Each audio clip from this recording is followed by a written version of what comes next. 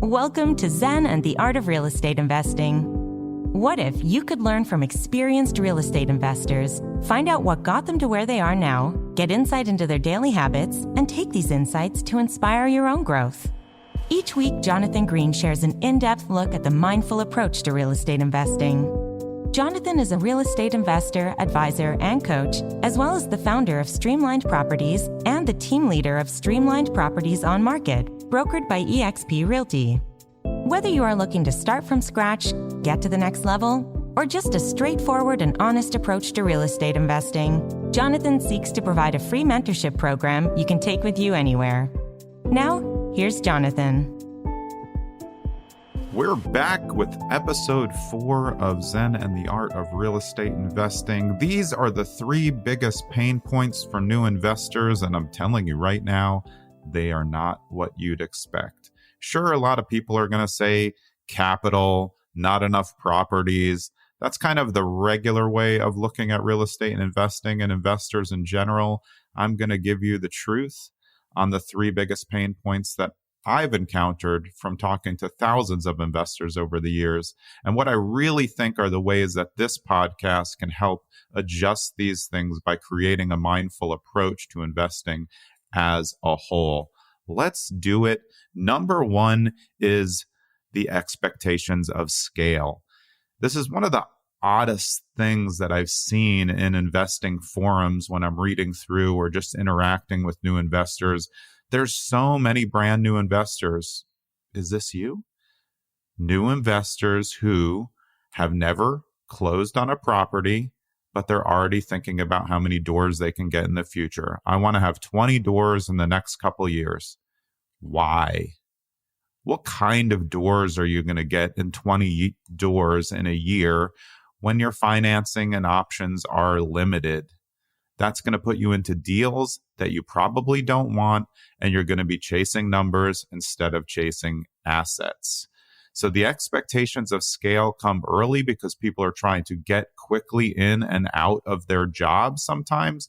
It's the unwillingness to use a 9-to-5 to create the income to invest in real estate. And that creates this expectations of scale that if I get to 40 doors cash flowing at X amount per month, then I can leave my current job, which great. I love planning. I'm a big time blocker and planner, but this is not the way to focus on real estate investing. And it's not a mindful approach to start counting your chickens before they've hatched. Counting on 20 doors before you even know what your first door looked like or how it is to be a landlord for you and your personality. Being a landlord is not for everybody. You may have to pay people to do it, which is going to bring down your cash flow because you're not good at it. You may not like house hacking. You may not like living next to someone. You may not enjoy Airbnb because you may mess it up and do a bad job with your cleaning on the first short-term rental, get a bad review, and then boom, you're in trouble. Expectations or scale are the number 1 pain point because I feel that too many people are looking way too far in the future.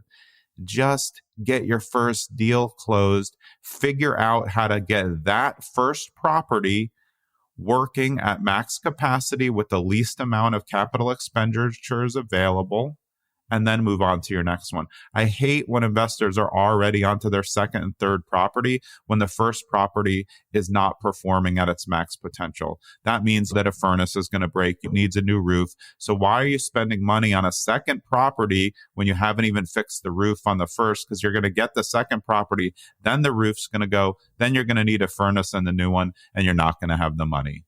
So number 1 pain point, expectations of scale. Relax. Take it one by one. You can't plan out your investing future. You never know when a better deal is going to come at a different price point. If you're only looking in the exact same price point, you're at your top and you need to look around and see what other options you have. Number 2, biggest pain point for new investors. It's just applicable to real life as well. It's FOMO, the fear of missing out. I'm missing out on all the properties. I'm missing out on everything. I'm missing out on deals. Everybody's doing better than me, blah, blah, blah. It's a lack of confidence, and maybe you haven't done the due diligence to understand and made the relationships to really know what goes into being a long-term real estate investor. But the fear of missing out causes more investors to make horrendous deals than anything else. All your friends are getting deals, so you just buy a deal in some random state that you've never been to, haven't seen the property, don't know anything about the property management company because your friends did it. And your fear of missing out has put you in a position where you felt like you had to get a property to keep up. You don't need to keep up. You don't need to fear that you're missing out. This country is full of properties. I live in New Jersey. It's the densest state in America. There's literally properties everywhere. You may not like the deals, but that's where you have to adjust and create a mindful approach to your FOMO and say, I'm not missing out on anything. I'm just taking the time, my time, to focus and understand what I can do with the money that I have and what my best choice for an investment first or next is. So don't fall prey to FOMO in real estate investing. I guarantee you, just like emotional attachment, FOMO will create more deals in your long-term flow than anything else, because you're just jumping at opportunity because you feel like you have to, and you never have to. You do not have to part with your money to put it into real estate. You can wait until the deal makes sense. Sure, analysis paralysis is a real thing, but FOMO is worse. That's number 2. Number 3, biggest pain point for new investors. I would actually say this for all investors, and it's not what you would expect. Like I said at the first, it's camaraderie. You know, any of us who played sports growing up love the locker room and team camaraderie, that kind of team mentality. People tend to think that real estate investing is a solo entity. Like golf or tennis, you're out on your own. It's not a team sport. This is not correct. Obviously, you're going to do deals on your own. You're also going to do deals in the future with partners. But the camaraderie of knowing other real estate investors is the thing that will take you from 0 to 100 in a very longer point of time than you would expect. But it's the learning and the relationships and the mentorship of seeing what other people have done before you, watch the mistakes that they made. You maybe make the same mistake, learn from that, then you impart that to somebody else. That cycle of people working together, sharing insights, and not asking anything of each other than more advice, more opportunities maybe to see properties together. If I'm doing a flip, I'm going to run my friends through my flip because why not? That's what it's there for. And I think those opportunities are absolutely priceless. So as a lot of people think masterminds, which I've talked about before, I really think camaraderie between investors is the big thing. I don't find investing to be even remotely competitive. I have a number. If someone can beat that number, good for them on getting a property. I do think that my number is close to the best scale for the property. But hey, I don't mind when my friends will buy properties that I like, as long as they're not trying to steal a deal that I gave them. These are just the way that investment works. And if somebody ever does try to steal a deal, I just won't work with them again. It's not really going to collapse the world in that case. But I do think that people discount the opportunity to have that kind of camaraderie and bonds with other investors. You see it at larger events. I will say that it's hard to tell if the camaraderie is real when you're paying for it. If you're paying $50,000 to be in a group, I'm not sure I'm going to call that the same type of camaraderie. You may develop that camaraderie with the other people who paid the money, but I wouldn't say that the people you're paying is going to be the same type of camaraderie, if that makes sense. I don't really love the paid mentorship aspect. I think that coaching is set up for people who want to take an existing business and scale it into something else.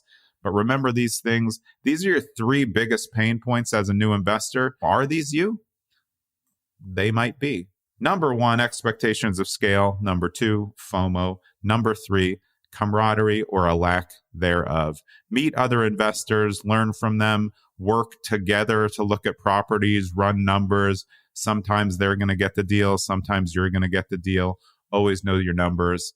That's it for this week. Those are your 3 biggest pain points. I hope these are helpful as we're moving on. This, again, is episode 4 of Zen and the Art of Real Estate Investing. And very soon, we're going to start bringing on the guests. So I want you to stay tuned. And as I always say, I hate this part, but I'm always going to say it because I know in the podcast world, it's very important.